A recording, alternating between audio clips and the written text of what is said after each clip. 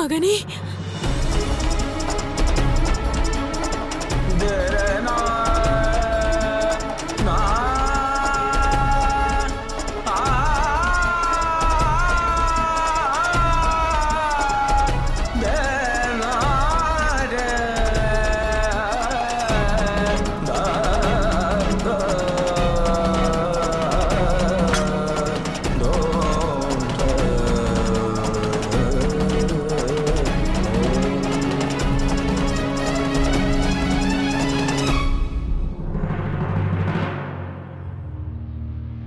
மகாதேவா, நம் மைந்தன் செல்கிறான், அவனை நிறுத்துங்கள். தேவி, பூத உடலை துறந்து தனது கர்ம பலனை அனுபவிப்பதற்காக செல்லும் ஆன்மாவை எவ்வாறு தடுத்து நிறுத்த இயலும் தேவி? ஏன் தடுத்து நிறுத்த இயலாது? இவர் மகாதேவர் ஆவார், பிரபஞ்சத்தை உருவாக்கியவர். இவர் தேவாதி தேவர், எதை வேண்டுமானாலும் செய்யலாம். இவர் நினைத்தால் பூத உடலில் மீண்டும் ஆன்மாவை நுழைத்து இவனை அமரராக்க இயலும். நந்தியின் உயிரை யம தர்மரிடமிருந்து பறித்து அவனுக்கு மீண்டும் வாழ்க்கையை அளித்தவர் இவர். விநாயகனின் பூத உடலுக்கு ஒரு கஜத்தின் சிரத்தை பொருத்தி அவனை கஜானந்தனாக மாற்றினார். அவ்வாறு இருக்கையில் என் மைந்தனை ஏன் காப்பாற்ற இயலாது?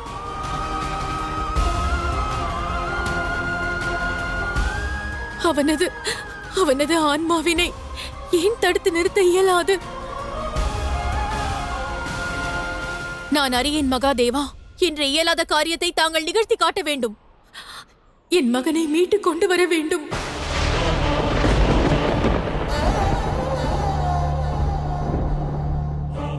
இன்னும் எது நாள் வரை சிவனும் சக்தியும் இந்த விதியின் நியதியில் சிக்கிக் கொண்டு தனது மைந்தர்களை இழந்து கொண்டே இருக்க வேண்டும்?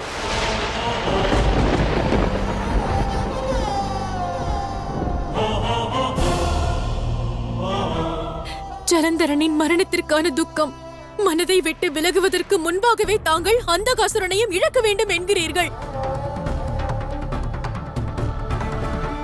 இயலாது மகாதேவா.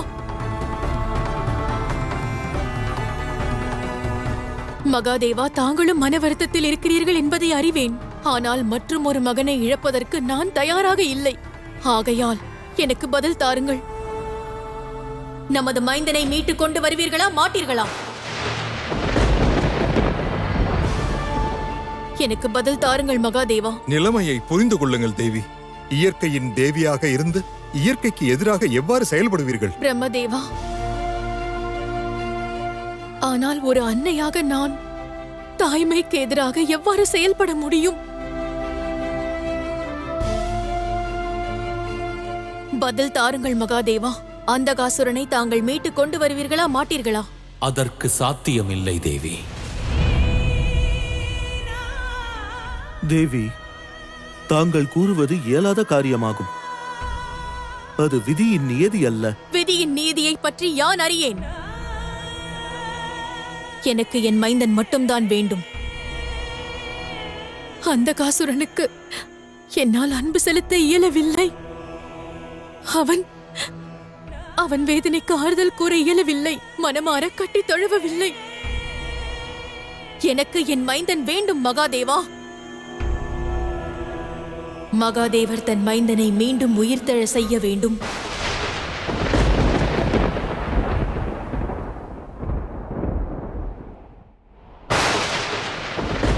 உணர்ச்சி வயப்பட வேண்டாம். நிகழ்ந்தவை யாவும் விதியின் நியதி என்றெண்ணி மனதை சாந்தப்படுத்துங்கள்.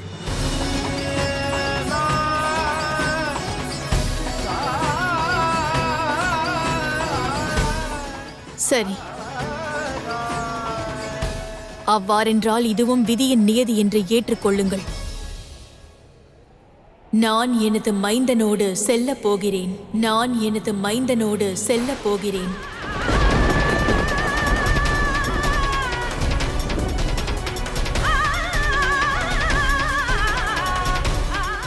எங்கு எனது மைந்தன் அந்தகாசுரன் இருக்க போகிறானோ அங்குதான் நானும் இருப்பேன். அங்குதான் நானும் இருப்பேன்.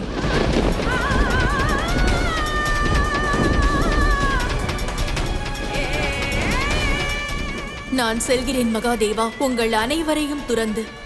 தேவி,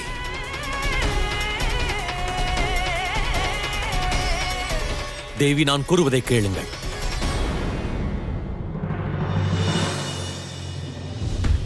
தேவி,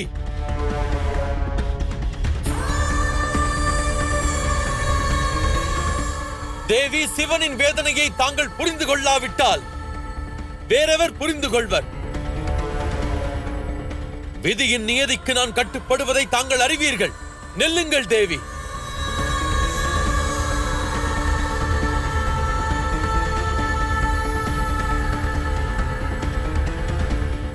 தங்கள் நிலையை நான் புரிந்து கொண்டது போல் தாங்கள் எனது தாய்மையை புரிந்து கொள்ளவில்லையே. இன்று தங்களிடம் எனது தாய்மை தன் மகனை கோருகிறது. ஒரு மனைவி தன் கணவரிடம் தன் மைந்தனை கோருகிறாள். சக்தி சிவனிடம் தன் உரிமையை கோருகிறாள் மகாதேவா. அதை தர தங்களால் இயலாதெனில் தாங்கள் என்னை நிரந்தரமாக இழக்க வேண்டியிருக்கும்.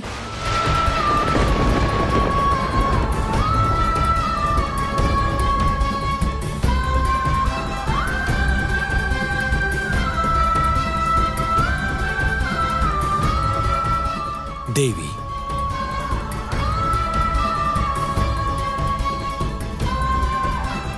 தந்தையே, தாயை தடுத்து நிறுத்துங்கள்.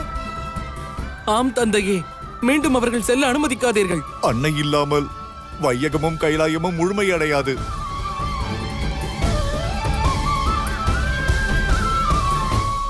மகாதேவர் எவ்வாறு தடுத்து நிறுத்துவார்? எந்த உரிமையோடு தேவி பார்வதியை அவர் தடுப்பார்? ஆதிசக்தி பிடிவாதத்தை துறக்க மாட்டார்கள். மகாதேவர் விதிமுறைகளுக்கு கட்டுப்பட்டவர். அதை அவர் அவமதிக்க மாட்டார். ஜனனம் மற்றும் மரணத்தின் சித்தாந்தத்தை அவர் இதுவரை அவமதித்ததில்லை. இன்று எவ்வாறு அவமதிப்பார்?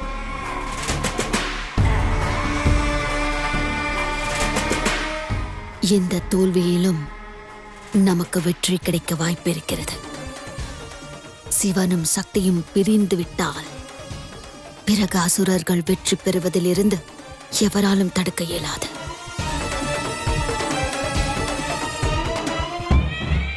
மகாதேவா, அசுரமாதா திதி கூறியது சரிதான். அன்பிற்காக சித்தாந்தத்தை தகர்ப்பதென்பது மகாதேவருக்கு அழகல்ல. அது விதியின் நியதியாகும். அதில் தாங்கள் தலையிடுவது எவ்விதத்திலும் முறையல்ல. தன்னலமாக செயல்படாதீர்கள் அசுரகுரு. அசுரமாதா திதி இவ்வாறு செய்வார்கள் என்று எதிர்பார்த்தேன். தாங்கள் இவ்வாறு செய்வீர்கள் என்று எதிர்பார்க்கவில்லை. தாங்கள் அசுரகுரு என்பது உண்மையே. ஆனால் ஒன்றை மறவாதீர்கள், தாங்கள் நவகிரகங்களில் ஒருவர் ஆவீர்கள். தங்களுக்கு என்ன தோன்றினாலும் எங்களுக்கு கவலை இல்லை. ஆனால் உண்மை அதுதானே? மகாதேவராலும் கூட இயற்கைக்கு எதிராக செயல்பட இயலாது.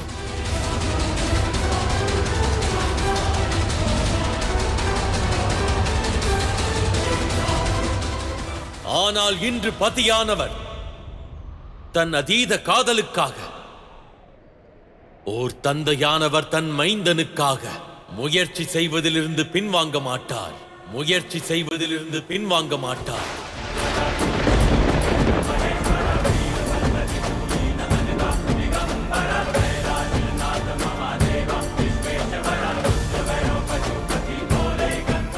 தேவி பார்வதி,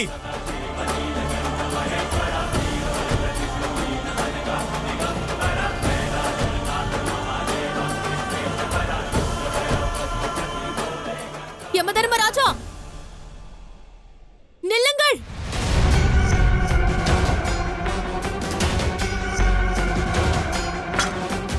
அன்னையின் அழைப்பை கேட்டும் ஏன் யமதர்மர் நிற்கவில்லை?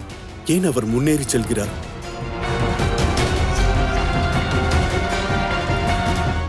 முன்பு இருந்ததை விட அதிக வேகத்தில் அவர் செல்கிறார். யமதர்மராஜர் ஒரு ஆன்மாவை பறித்துச் சென்றால் எவர் அழைத்தாலும் அதன் பின் அவர் நிற்க மாட்டார் நந்தி. ஏனென்றால் அழைப்பவர்களின் வேதனையைக் கண்டு யமதர்மராஜர் மனம் உருக வாய்ப்பிருக்கிறது. அவரும் உறவுக்கு கட்டுப்பட்டு விடுவார்.